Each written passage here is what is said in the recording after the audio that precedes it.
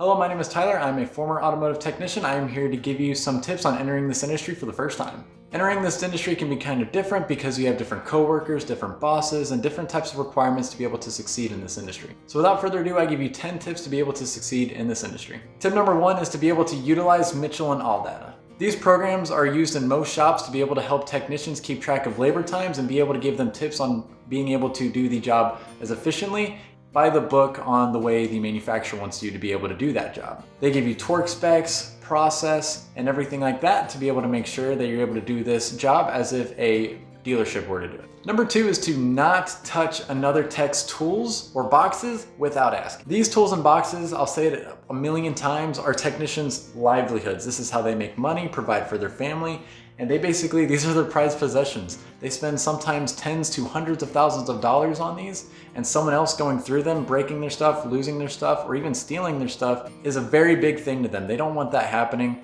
and you don't want that happening to your tools. So if you need anything, don't be afraid to ask, but also don't take without asking. Number 3 is tool trucks. Now, there are lots of different types of tool trucks that go around. The 3 most commons are Mack, Matco, and Snap-on. These tool trucks love new automotive technicians. Trust me, when I first started in the industry, they were coming up to me asking whatever I needed and what they needed to order for me. They're trying to make money off of you. You're new, you don't know what you need, you don't really have a lot starting out, so they really want to take advantage of that. I went from the bottom to the top pretty quickly, and I've accumulated a lot of tools in that 6 months, but I was very careful on what I bought. Don't be afraid to start out small, go to Harbor Freight, get a small socket set from Pittsburgh. They'll do the job just fine for a while you to get comfortable in this automotive industry. There's a lot of people that actually change trades because they don't like this, and you don't want to rack up thousands of dollars in debt your first year doing this. Take it slow, only buy what you need, and upgrade as you go. Number 4 is to not be afraid to ask for help.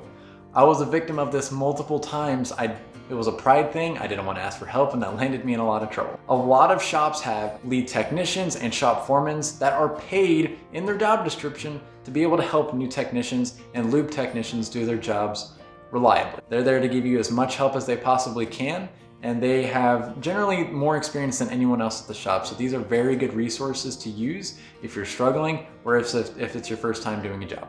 Number 5, following that, is don't be afraid to admit to your mistakes. Always admit to your mistakes. I don't know how many times I've seen techs make mistakes and let it walk. It ends up leading them in a lot of trouble, and it can actually be dangerous for the customer as well. Go up to your boss, tell him you broke something, tell him you missed something, you forgot something on a car, do whatever you need to do, just don't let that mistake walk. Your boss will have a lot of respect for you for owning up to that mistake and being able to fix it before it ever left. There was one time when I was rebuilding an engine, I was rebuilding a short block, I ordered the wrong bearings, and a lot of Japanese and Asian vehicles, they have different size bearings for each journal because they have different oil clearances.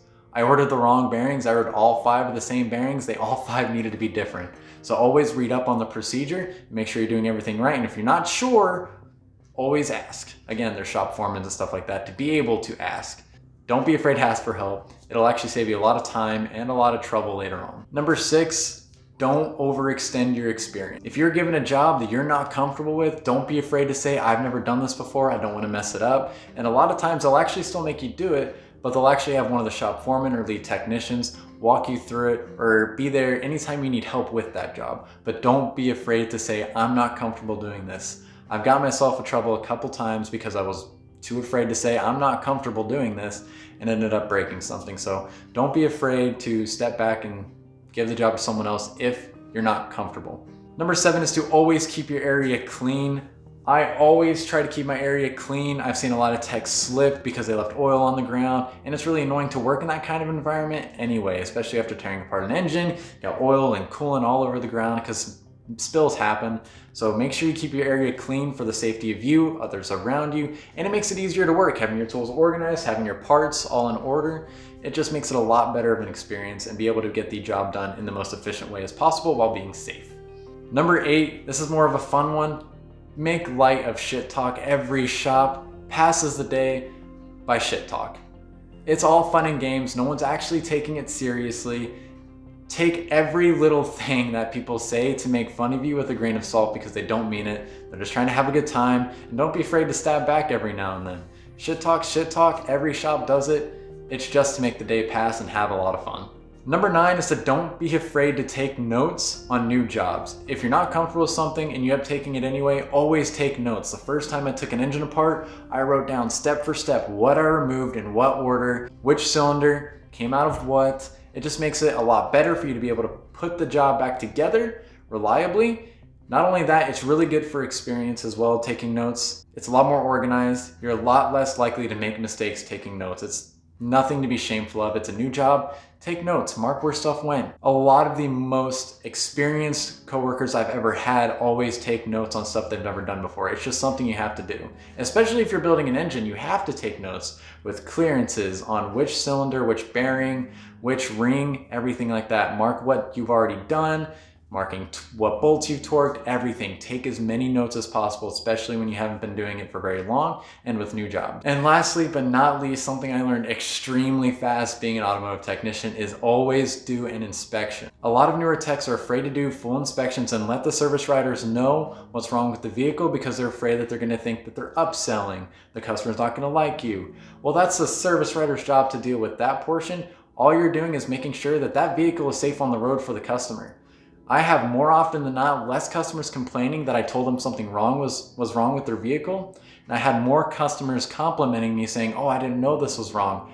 And it can lead to stuff breaking in the future. If there's an oil leak, customers don't want their vehicles to break down. If there's an oil leak, notate it, let them know. If they run their vehicle out of oil because there's a big enough oil leak, well, then they're gonna say, well, my car was just at the shop.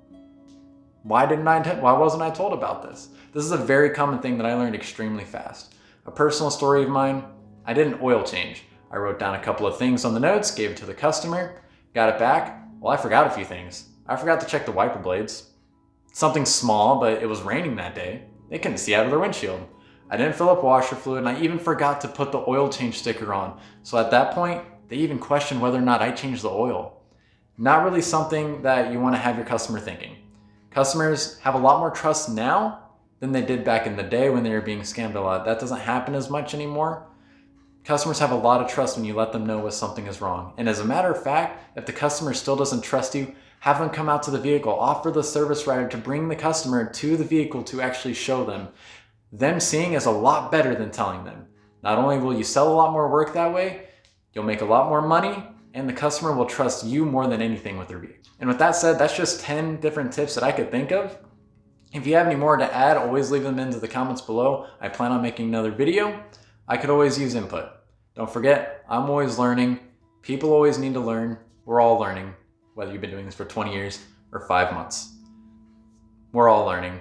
Let me know if I missed anything that you think that should be included in the next video. I'll include it there. And have a conversation. Let other people know. Share your stories. I love hearing about this stuff. And I plan on making many more videos in the future about this kind of stuff. So if you liked it, that's great. If not, let me know why, and I'll see you guys in the next one.